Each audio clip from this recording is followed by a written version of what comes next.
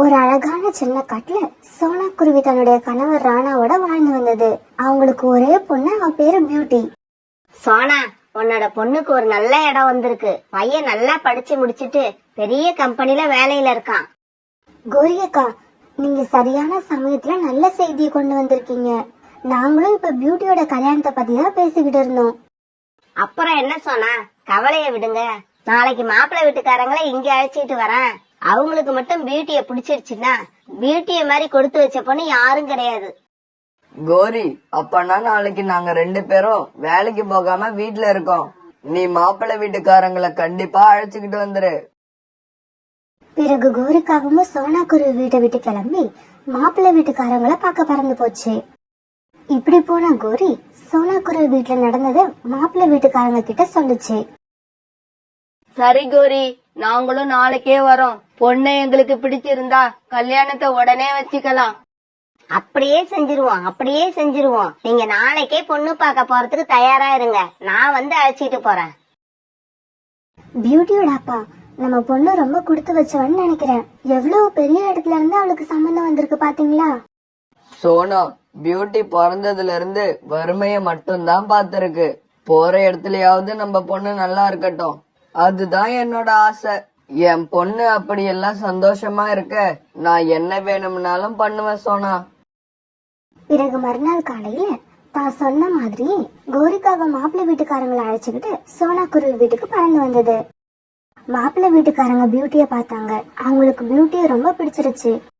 கோரி, பொண்ணை எங்களுக்கு ரொம்ப பிடிச்சிருச்சு. பொண்ணுக்கும் மாப்பிள்ளைய பிடிச்சிருச்சான்னு கேட்டு சொல்லுங்க. அவங்களுக்கும் பிடிச்சிருந்தா உடனே கல்யாணத்தை வச்சுக்கலாம்.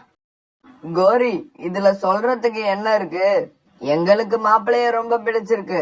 இனி கல்யாணத்தை எப்ப வச்சுக்கலான்னு பேசி முடிவு பண்ண வேண்டியதுதான். பிறகு அடுத்த மாசத்துல வர ஒரு தேதியிலேயே கல்யாணத்தை வச்சுக்கலான்னு 2 வீட்டுக்காரங்களும் பேசி முடிவு பண்ணிட்டாங்க. பியூட்டியோட அப்பா, இவ்வளவு சீக்கிரமா கல்யாணத்தை வைக்க எதுக்காக ஒத்துக்கிட்டீங்க? கண்ணை மூடி கண்ணை திறக்கிறதுக்குள்ள கல்யாண தேதி வந்துரும். அவ்வளவு சீக்கிரமா நம்மளால கல்யாண செலவுக்கான பணத்தை ரெடி பண்ண முடியுமா? சோனா, நம்ம பொண்ணுக்கு கிடைச்சிருக்க அருமையான வாய்ப்பு இது. இந்த மாதிரி வாய்ப்பு எல்லாருக்கும் கிடைக்காது. பணத்தை பத்தி நீ எதுவும் கவலைப்படாத. நான் பணத்தை எப்படியாவது ரெடி பண்ணிடுவேன். ராணா குருவி ஒரு பெரிய பணக்காரரோட வயல்ல வேலை பார்த்துக்கிட்டு இருந்தது. இப்ப தான் பொண்ணு கல்யாணத்துக்காக கடன் கேட்கறதுக்கு தான் முதலாளிய பார்க்க பறந்து போச்சு. முதலாளி, நான் என் பொண்ணுக்கு கல்யாணம் வச்சிருக்கேன். அதனால எனக்கு கொஞ்சம் பணம் அட்வான்ஸா தேவைப்படுது. ஆனா உங்ககிட்ட எப்படி சொல்றதுன்னே தெரியல. இந்த தடவை என்னோட எல்லா வயல்லையும் ரொம்பவும் நஷ்டம் ஆயிடுச்சு. இதனால அடுத்த முறை விவசாயம் பண்றதுக்காக விதைகளை வாங்க கூட என்கிட்ட பணம் இல்ல. இதுல எப்படி நான் உனக்கு அட்வான்ஸா பணம் தர முடியும்? ராணாவோட முதலாளி இப்படி சொல்ல ஏமாற்றமான ராணா அங்கிருந்து பறந்து போச்சு. கல்யாணத்தை வேற ரொம்ப சீக்கிரமா வச்சிட்டோம். இவ்வளவு பெரிய தொகைய சீக்கிரமா கடன் வாங்குறது சாதாரண காரியம் இல்ல. இவ்வளவு பெரிய தொகைய யார்கிட்ட கடனா கேட்டாலும் இல்லன்னு தான் சொல்லுவாங்க. பேசாம நம்ம வீட்டை அடமானம் வச்சு பணம் வாங்கறது தான் இதுக்கு ஒரே வழி. இப்படி யோசிச்ச ராணா குருவி தன்னோட வீட்டு பாத்திரத்தை கொண்டு போய் அடகு வச்சு ஆந்த சேட்டு கிட்ட பணம் வாங்குச்சு. ராணா, நல்லா ஞாபகம் வச்சுக்க. இந்த பணத்தை திருப்பி கொடுக்கறதுக்கான காலம் வெறும் 6 மாசம்தான். அதுக்கப்புறம் நீ பணத்தை திருப்பி கொடுக்கல, உன்னோட வீடு என்னோட வீடா மாறிடும். சேட்ஜி, நீங்க கவலைப்படாதீங்க. நீங்க சொன்ன 6 மாச காலத்துக்கு முன்னாடியே நான் உங்க பணத்தை திருப்பி கொடுத்துருவேன். இப்படி சொன்ன ராணா குருவி பணத்தை எடுத்துக்கிட்டு வீட்டுக்கு போச்சு. வீட்டுக்கு போன ராணா குருவி பணத்தை சோனா கிட்ட கொடுத்தது. பியூட்டியோட அப்பா, இவ்வளவு பணம் உங்களுக்கு எப்படி கிடைச்சது? சோனா, நான் உன்கிட்ட போய் சொல்ல விரும்பல. நாம வாழ்ற இந்த வீட்டை சேட்டுக்கிட்ட அடமானம் வச்சுதான் இந்த பணத்தை வாங்கிட்டு வந்தேன். பியூட்டியோட அப்பா, நீங்க இந்த காரியத்தை செஞ்சிருக்க தேவையே இல்ல. வேற எங்கேயாவது பணம் கடன் வாங்க முயற்சி பண்ணிருக்கலாம். அந்த சேட்டு பணம் திருப்பி கொடுக்கறதுக்கு ஒரு நாள் தாமதமானாலும் வீட்டை அவரோட பேருக்கு மாத்திப்பாரு. சோனா, நீ எதை பத்தியும் கவலைப்படாத. இந்த பணத்தை திருப்பி கொடுக்க நமக்கு 6 மாச கால அவகாசம் இருக்கு. பொறுமையா நிதானமா இந்த பணத்தை நாம திருப்பி கொடுத்துடலாம். பிறகு அந்த பணத்தை எடுத்துட்டு கடத்தெருவுக்கு போன ராணா குருவியும் சோனா குருவியும் தம் பொண்ணு பியூட்டி கல்யாணத்துக்கு தேவையான நகை, புடவை, இன்னும் என்னென்ன பொருட்கள் தேவையோ எல்லாத்தையும் வாங்கினாங்க. சோனா, பிறந்ததுல இருந்து நம்ம கூடவே இருந்த பியூட்டி இப்ப நிரந்தரமா இன்னொருத்தவங்க வீட்டுக்கு போக போறாங்கறத நினைக்கும் போதே ரொம்ப கஷ்டமா இருக்கு. பியூட்டியோட அப்பா, நீங்க சொல்றது உண்மைதான். இருந்தாலும் இத்தனை நாளா நம்ம கூட வறுமையிலேயே வாழ்ந்துகிட்டு இருந்த நம்ம பொண்ணு இப்போ ஒரு பணக்கார வீட்டுக்கு மருமகளா போறான்னு நினைச்சு பாருங்களேன், கொஞ்சம் சந்தோஷமாவும் இருக்கும். இப்படி கல்யாணத்துக்கு தேவையான பொருட்கள் எல்லாம் வாங்கி ராணா குருவியும் சோனா குருவியும் கல்யாணத்துக்கு தயாரானப்ப ஒரு நாள் கோரிக்காக அவங்க வீட்டுக்கு வந்தது. ராணாஜி, உங்ககிட்ட ஒரு முக்கியமான விஷயம் பேசணும். சொல்லு கோரி, என்ன விஷயம்? அது என்ன விஷயம்னா, இன்னைக்கு மாப்பிள்ளையோட அம்மா என் வீட்டுக்கு வந்திருந்தாங்க. அவங்க என்ன சொல்றாங்கன்னா, மாப்பிள்ளைக்கு ஒரு பைக் வாங்கி கொடுக்கணுமா. கோரி அக்கா, கல்யாணத்தை வந்து நிச்சயம் பண்ணிட்டு போனப்ப அவங்க எதுவுமே கேட்கல. இப்ப திடீர்னு இப்படி கேட்டா நாங்க பணத்துக்கு எங்க போவோம்? சோனா, அவங்க இந்த விஷயத்தை என்கிட்ட சொன்ன உடனே நான் இத பத்தி கேட்காம இருப்பேனா? அவங்களோ ஏழை, நீங்க திடீர்னு இப்படி சொன்னா அவங்க பணத்துக்கு என்ன பண்ணுவாங்க அப்படின்னு நானும் கேட்டேன். கோரி அக்கா, அதுக்கு அவங்க என்ன சொன்னாங்க? இந்த காலத்துல பொண்ணு வீட்ல இருந்து பைக் வாங்கலன்னா எல்லாரும் மாப்பிள்ளைய ரொம்ப கேவலமா நினைப்பாங்களாம். அதனாலதான் கேக்குறேன்னு சொல்றாங்க. கோரி அக்கா, அடுத்து கல்யாணத்தையும் சீக்கிரம் வச்சாச்சு. இன்னும் 15 நாள் கூட இல்ல. இப்ப திடீர்னு பைக் கேட்டா எங்களுக்கு என்ன பண்றதுன்னு புரியல. சோனா, நான் இதையும் கேட்டுட்டேன். அதுக்கு அவங்க என்ன தெரியுமா சொன்னாங்க? கல்யாணத்தை கொஞ்சம் தள்ளி வச்சுக்கிட்டா கூட பிரச்சனை இல்ல, பொண்ணு வீட்ல முதல்ல பைக் வாங்க பணத்தை ரெடி பண்ண சொல்லு. அப்படி ரெடி பண்ணிட்டாங்கன்னா கல்யாணத்தை அடுத்த முகூர்த்தத்திலே வச்சுக்கலாம்னு சொல்லிட்டாங்க. சோனா, நான் என்ன சொல்றேன், இந்த சம்பந்தம் நமக்கு தேவையே இல்ல. இந்த சம்பந்தத்தை இப்படியே விட்டுடுவோம். நான் பியூட்டிக்கு வேற பையனை பார்த்து கொண்டு வரேன். இவங்க ஆரம்பத்திலேயே பைக் வேணும்னு கேட்டிருந்தாங்கன்னா நான் அவங்கள உங்க வீட்டுக்கு அழைச்சிட்டு வந்திருக்கவே மாட்டேன். இல்ல கோரி, எனக்கு என்னவோ இந்த சம்பந்தத்தை விடுறதுக்கு மனசு இல்ல. இன்னைக்கு சாயங்காலம் வரைக்கும் எனக்கு கொஞ்சம் டைம் கொடுங்க. நான் எப்படியாவது ஏற்பாடு பண்ணி பாக்குறேன். பியூட்டியோட அப்பா, இவ்ளோ பணத்துக்கு இப்ப எங்க போவீங்க? நம்ம வீட்டையும் ஏற்கனவே அடமானம் வச்சுட்டீங்க. எனக்கு என்னவோ கோரி அக்கா சொல்றது சரிதானே படுது. இந்த சம்பந்தம் நமக்கு வேண்டாம்.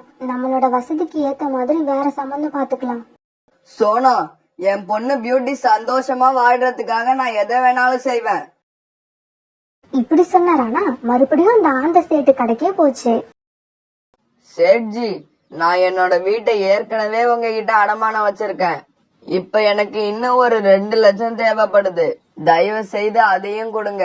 நான் எல்லா பணத்தையும் இன்னும் 6 மாசத்துக்குள்ள எப்படியாவது திருப்பி கொடுத்துறேன். நீங்க மட்டும் எனக்கு பணத்தை கொடுக்கலன்னா என் பொண்ணோட கல்யாணமே நின்னு போயிடும். ராணா, உனக்கு 2 லட்சம் ரூபாய் பணம் தானே வேணும், அத நான் தாரேன். அத நீ எனக்கு திருப்பி கூட கொடுக்க வேணாம். ஆனா அதுக்கு பதிலா நீ எனக்கு ஒரு உதவி செய்யணும். என்ன உதவி சேட்ஜி, சொல்லுங்க, நான் கண்டிப்பா செய்யறேன். ராணா, என்னோட மகனுக்கு 2 கிட்னியும் ஃபெயிலியர் ஆயிடுச்சு. இப்ப அவன் உயிரோட இருக்கணும்னா யாராவது கிட்னி கொடுத்தே ஆகணும். அந்த கிட்னிய நீ கொடுத்தன்னா உனக்கு நான் 2 லட்சம் ரூபாய் இலவசமா கொடுக்கறேன். சேட்ஜி சொன்னதை பத்தி யோசிச்சு பார்த்தரானா இது கடவுள் பார்த்து நமக்கு கொடுத்த வாய்ப்புன்னு நினைச்சது. இப்படி நினைச்சரானா ஒரு கிட்னி கொடுக்கறதுக்கு உடனே ஒத்துக்குச்சு. அன்னைக்கு ராத்திரியே ராணா கிட்ட இருந்து ஒரு கிட்னி எடுத்து பையனுக்கு வச்சுட்டாங்க. ராணா, இந்தாங்க, இதுல 2 லட்சம் ரூபாய் இருக்கு. நான் பேசினபடி இந்த பணத்தை கொடுத்துட்டேன். நீங்க செஞ்ச உதவிக்கு ரொம்ப நன்றி. அப்படி இல்ல சேட்ஜி, நான் தான் உங்களுக்கு நன்றி சொல்லணும். ஏன்னா நீங்க எனக்கு மிகப்பெரிய உதவியை செஞ்சிருக்கீங்க. ராணா, அப்புறம் ஒரு முக்கியமான விஷயம். ஆபரேஷன் பண்ண காயத்துல இருந்து ரத்தம் வராம பாத்துக்குங்க. அப்புறம் இப்ப நீங்க உடனே எங்கேயும் போக கூடாது. இன்னைக்கு ராத்திரி இங்கேயே இருந்துட்டு காலையில போங்க. பிறகு சேட்டு சொன்ன மாதிரியே ராத்திரி அங்க இருந்த குருவி காலையில எழுந்திரிச்சு தன்னோட வீட்டுக்கு போச்சு. பியூட்டியோட அப்பா, ராத்திரி பூரா எங்க போயிருந்தீங்க? உங்களுக்கு என்ன ஆச்சோன்னு நினைச்சு நானும் பியூட்டியும் ரொம்ப பயந்துட்டோம். அப்புறம் உங்க உடம்புல இந்த காயம் எப்படி வந்தது? சோனா, நேத்து ராத்திரி நான் திரும்பி வந்துகிட்டு இருக்கும் போது இருட்டுல சரியா கண்ணு தெரியாம மரத்துல மோதி கீழே விழுந்துட்டேன். அதனால இந்த சின்ன காயம் வந்துருச்சு. இத நீ ஒன்னும் பெருசா எடுத்துக்காத. எப்படியோ நம்ம மாப்பிள்ளைக்கு பைக் வாங்க பணத்தை ரெடி பண்ணிட்டு வந்துட்டேன். அப்புறம் ஏற்கனவே பிக்ஸ் பண்ண டேட்ல பியூட்டிக்கும் ஆகாஷ்க்கும் கல்யாணம் நல்லபடியா நடந்தது. இப்படியே சில நாட்கள் நகர்ந்துச்சு. பியூட்டி, கல்யாணத்தப்ப உங்களுக்கு நிறைய செலவு இருந்துச்சு. அதனால ஆகாஷுக்கு நீங்க ஒரு செயின் கூட பண்ணி போடல. நானும் போனா போகுதுன்னு பெரிய மனசு பண்ணி விட்டுட்டேன். அந்த செயினை இப்ப பண்ணி போடுறதுல உங்களுக்கு என்ன பிரச்சனை? ஏன் இன்னும் போடாம இருக்கீங்க? நாங்க செயின் போட சொல்றோம்னு நீ உங்க வீட்ல சொன்னியா இல்லையா? இல்ல அத்தை, நான் அதை யாருக்கிட்டையும் சொல்லல.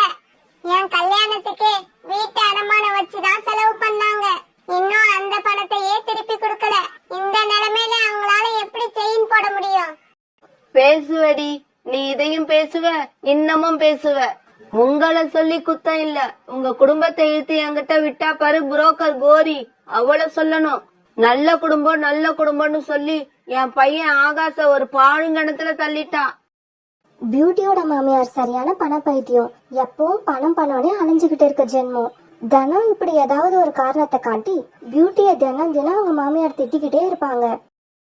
இதையெல்லாம் அம்மா அப்பாவுக்கு தெரிஞ்சா போன இடத்துலயும் நம்ம பொண்ணு கஷ்டப்படுறாளேன்னு நினைச்சு கண் கலங்குவாங்கன்னு அம்மா அப்பா கிட்ட பியூட்டி எந்த உண்மையும் சொல்லாம மறைச்சிருச்சு. கல்யாணம் பண்ணி அந்த வீட்டுக்கு போனதுல இருந்து பியூட்டி ஒரு நாள் கூட நிம்மதியா இருந்ததே இல்ல. ஒரு நாள் வேலைக்கு போயிருந்த ஆகாஷ் ரொம்ப சந்தோஷமா தன்னோட வீட்டுக்கு வந்தான். அம்மா அம்மா, எனக்கு கவர்மெண்ட் வேலை கிடைக்க எல்லா ஏற்பாடும் பண்ணியாச்சு. நாளைக்கு 1,00,000 ரூபாய் பணம் கொடுத்தா அடுத்த வாரமே அப்பாயின்மெண்ட் ஆர்டர் என் கைக்கு வந்துரும். நாளைக்கு காலையிலேயே நீங்க பேங்க்குக்கு போய் 1,00,000 ரூபாய் பணத்தை எடுத்துக்கிட்டு வந்துருங்க. ஆகாஷ், இதுக்கு ஏன் நம்ம பணத்தை செலவு பண்ணணும்? நாளைக்கு நீ வாங்குற சம்பளத்தை வச்சு உன் பொண்டாட்டி தானே சந்தோஷமா இருக்க போறா. அதனால இந்த 1,00,000 ரூபாய அவங்க அப்பா அம்மா கிட்ட இருந்தே வாங்குவோம். அத்தை, தயவு செய்து என்ன எங்க அப்பா அம்மா கிட்ட போய் பணம் வாங்க சொல்லாதீங்க. அவங்களால 1,00,000 இல்ல 1000 ரூபாய் கூட கொடுக்க முடியாது. அந்த அளவுக்கு கஷ்டத்துல இருக்காங்க. அப்படியா? உங்க அம்மா அப்பா அங்க கஷ்டப்படுறப்ப நீ இங்க சந்தோஷமா இருக்கலாமா? இருக்கவே கூடாது. நீனும் இப்பவே கிளம்பி உங்க அம்மா அப்பா கிட்ட போயிடு. அவங்களால எப்ப 1,00,000 ரூபாய் கொடுக்க முடியுதோ அப்ப அத வாங்கிக்கிட்டு இங்க வா. அது வரைக்கும் தப்பி தவறி கூட இங்க வந்துடாத. அத்தை, தயவு செய்து அப்படி சொல்லாதீங்க. என்ன இந்த வீட்டை விட்டு வெளியே அனுப்பிடாதீங்க. நான் இங்க ரொம்ப சந்தோஷமா இருப்பேன்னு நினைச்சு எங்க அப்பா தகுதிக்கு மீறி கடன் வாங்கி இந்த கல்யாணத்தை பண்ணி வச்சுட்டாரு. இப்ப நான் இந்த நிலைமையில அங்க போய் நின்னா அவங்களால தாங்கவே முடியாது. ஆனா ஆகாஷோட அம்மா பியூட்டி சொன்ன எதையுமே காதுல வாங்கல. பியூட்டிய வீட்டை விட்டு வெளியே அனுப்பிடுச்சு.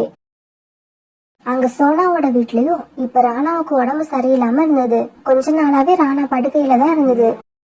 பிறகு தன்னோட வீட்டுக்கு வந்த பியூட்டி மாமியார் வீட்டுல நடந்த கொடுமை எல்லாத்தையும் அம்மா கிட்டயும் அப்பா கிட்டயும் சொல்லுச்சு.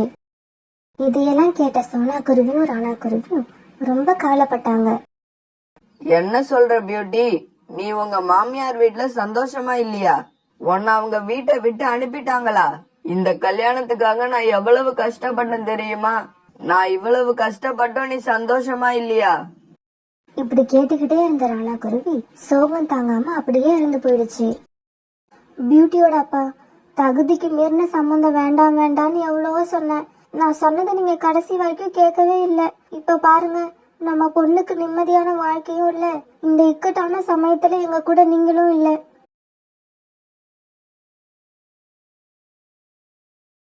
ஒரு அழகான காட்டுல சோனா குருவியும் காலுக்காகவும் பக்கத்துல பானிபூரி ஸ்டால் போட்டு வியாபாரம் பண்ணிக்கிட்டு இருந்தாங்க.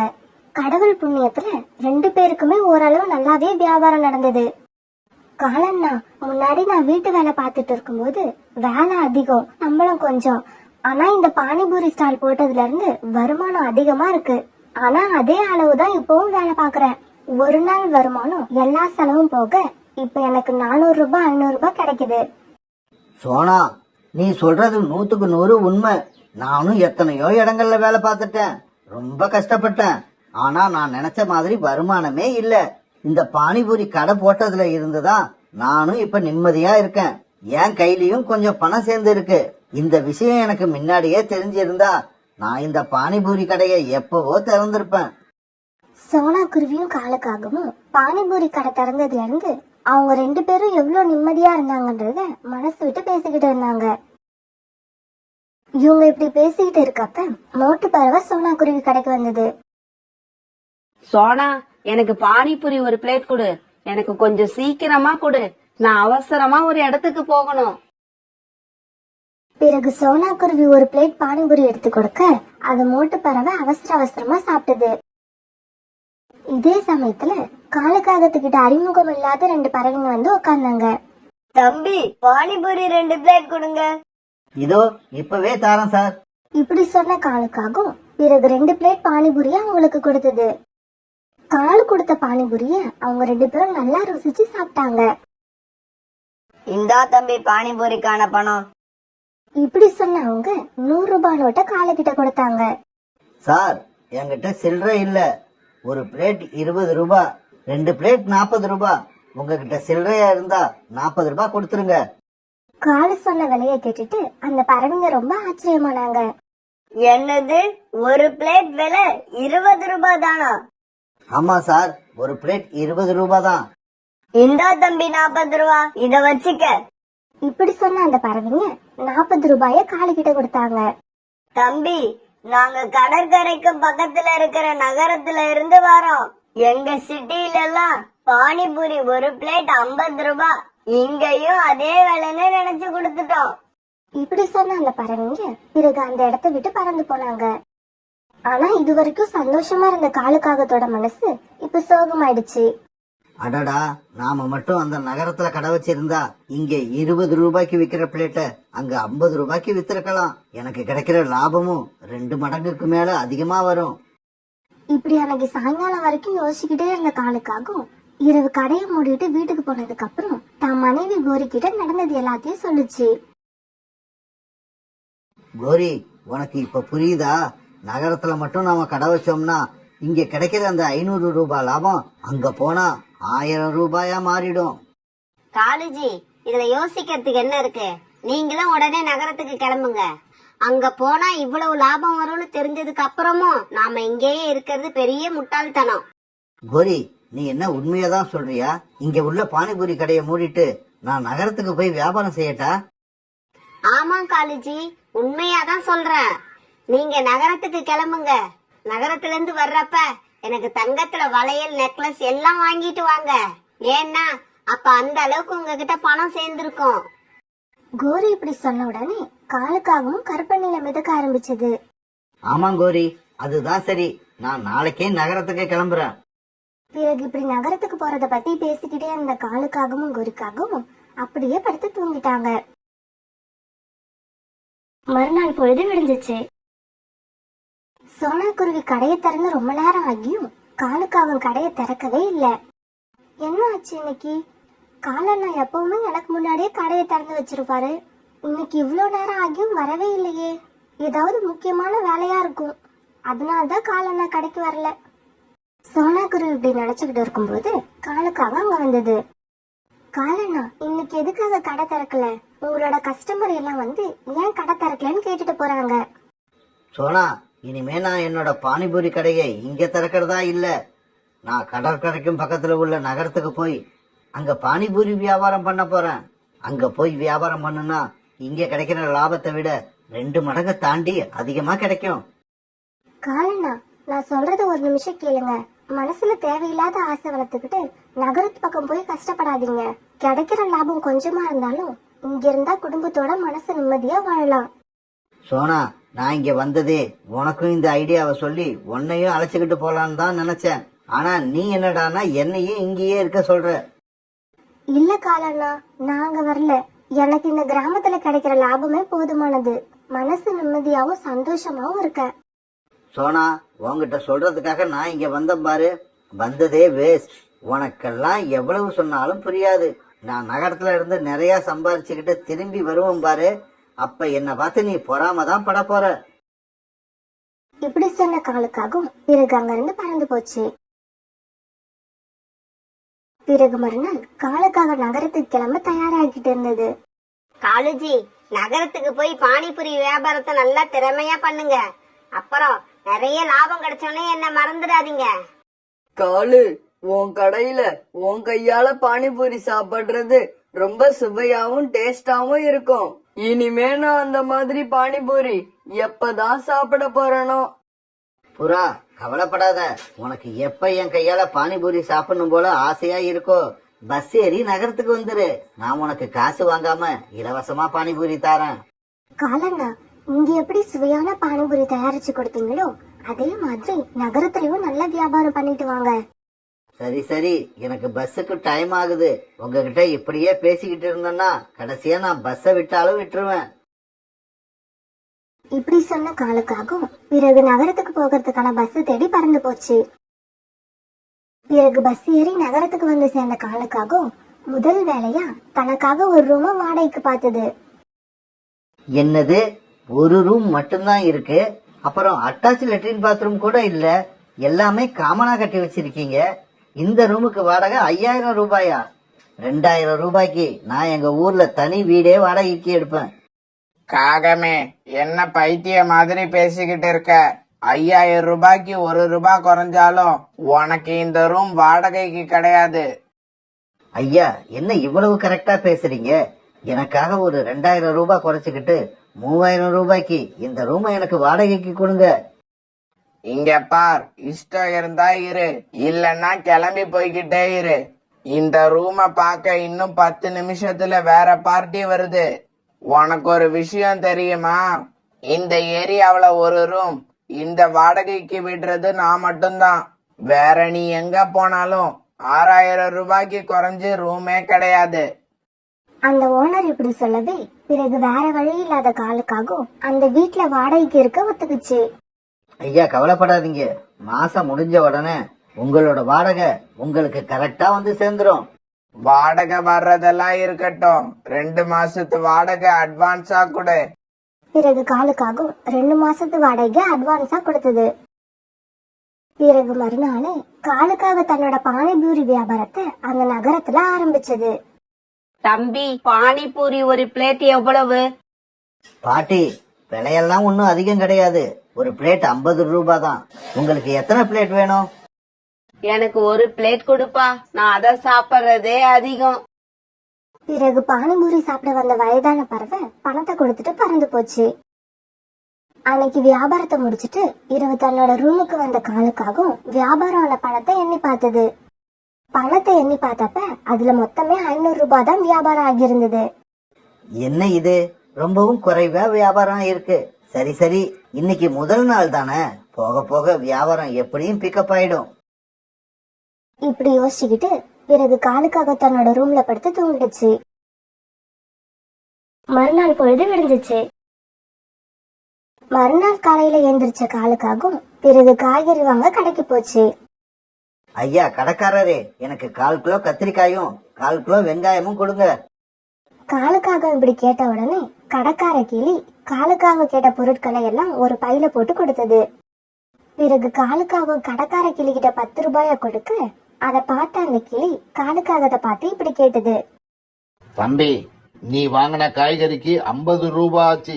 இன்னும் பாக்கி 40 ரூபாய் எடு. என்ன இருந்தாலும் நகரத்துல விலைவாசி எல்லாம் ரொம்ப அதிகமா தான் இருக்குது.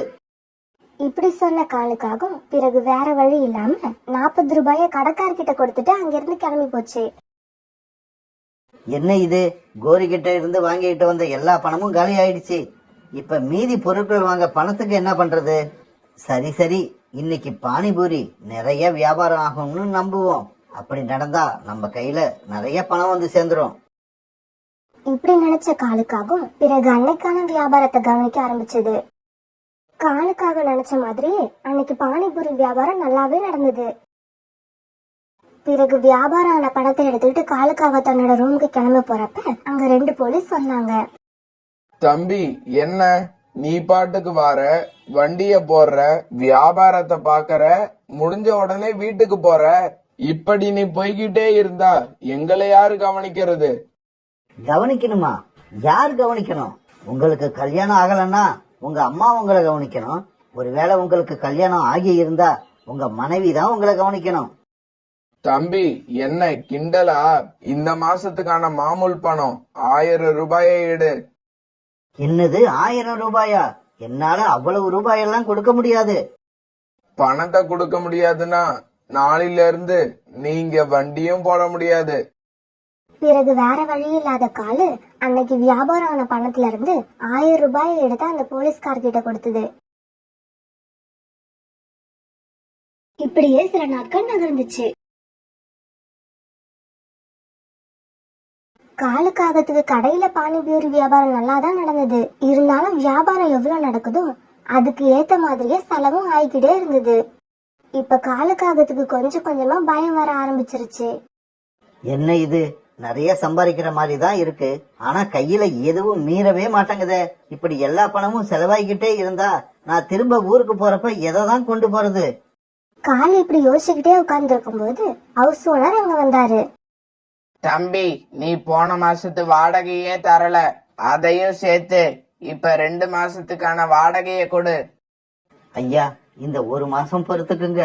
இந்த மாசம் கொஞ்சம் செலவு அதிகமாயிடுச்சு, அதனால வாடகைய கொடுக்க முடியல. அடுத்த மாசம் 3 மாச வாடகையும் சேர்த்தே கொடுத்துடுறேன். தம்பி, இங்க வர நிறைய பேர் இப்படிதான் சொல்லுவாங்க, சேர்த்து தரேன்னு சொல்லிட்டு கடைசியில ஒரு நாள் சொல்லாமலே ஓடி போயிடுவாங்க. ஐயா, என் மேல நம்பிக்கை வைங்க. நான் எங்கேயும் ஓட மாட்டேன். நான் இந்த நகரத்துக்கு சம்பாதிக்கிறதுக்காக தான் வந்திருக்கேன். 3 மாசம் வாடகையும் சேர்த்து அடுத்த மாசம் நான் கண்டிப்பா கொடுத்துருவேன். தம்பி, நான் உன்ன மாதிரி நிறைய பேரை பார்த்திருக்கேன். அவங்க சொன்ன வார்த்தையெல்லாம் நம்பி கடைசியா ஏமாந்ததுதான் மிச்சம். நீ இவ்வளவு கெஞ்சி கேட்கறதுனால உனக்கு ஒரு நாள் டைம் தரேன். நாளைக்கு சாயங்காலத்துக்குள்ள நீ 2 மாசத்து வாடகைய கொடுக்கணும். இல்லன்னா உன் பெட்டி படுக்கையெல்லாம் தெருவுக்கு போயிடும். இப்படி சொல்லிட்டு அந்த ஹவுஸ் ஓனர் பறவை வெளியில பறந்து போயிடுச்சு. ஹவுஸ் ஓனர் இப்படி சொல்லிட்டு வெளியே பறந்து போனதுக்கு அப்புறம் காலை அன்னைக்கு ராத்திரி பூரா தூங்காம உட்காந்து யோசிச்சுக்கிட்டே இருந்தது. ஹவுஸ் ஓனருக்கு எப்படி இருந்தாலும் நாளைக்கு வாடகை கொடுக்க முடியாது. வந்து 3 மாசத்துக்கு மேல ஆகுது. இன்னும் நம்ம கையில 1000 ரூபாய் கூட முழுசா சேரல. பேசாம கிராமத்திலேயே இருந்திருந்தா இந்த 3 மாசத்துக்கு குறைச்சலா 20,000 ரூபாய் சேர்த்திருக்கலாம். இந்த நகரத்தை நம்பி இங்க வந்தது ரொம்ப முட்டாள்தனமான செயல்னு நினைக்கிறேன். இப்படி யோசிச்ச காலுக்காகவும் அன்னைக்கு இரவே தன்னோட கிராமத்துக்கு போக பஸ் ஏறிடுச்சு. காலையில வீட்டு வாசல்ல காலுக்காகத்தை பார்த்த கோரிக்காகத்துக்கு ரொம்ப சந்தோஷம். காலுஜி, நான் சொன்ன மாதிரியே எனக்கு தங்கத்துல வளையல் நெக்லஸ் எல்லாம் வாங்கிட்டு வந்துட்டீங்களா? முதல்ல எனக்கு நெக்லஸ் எடுத்து காட்டுங்க, அத உடனே பார்க்கணும் போல ஆசையா இருக்கு. கோரி, உன்னோட மனசுல ஓடிக்கிட்டு இருக்க கற்பனை குதிரைய கொஞ்சம் நிப்பாட்டு. நகரத்துக்கு போனா நிறைய சம்பாதிக்கலாம்னு நினைச்சு போன என்னால அங்க செலவு பண்ணி பண்ணி தாக்கு பிடிக்க முடியல. நான் இருந்த ரூமுக்கு 3 மாசம் வாடகை கொடுக்காம ராத்திரியோட ராத்திரியா ஓடி வந்திருக்கேன்னா பாத்துக்க. பிறகு மறுநாள்ல இருந்து காலுக்காக வழக்கமா பானிபூரி கடை போடுற இடத்துலயே மறுபடியும் கடை போட ஆரம்பிச்சது. காலண்ணா, நகரத்துல இருந்து இந்த தங்கச்சிக்கு என்ன வாங்கிட்டு வந்தீங்க? நீ வேற சோனா, இன்னும் ஒரு வாரம் நாங்க இருந்திருந்தோம்னா நானே உததான் வாங்கிட்டு வந்திருப்பேன்.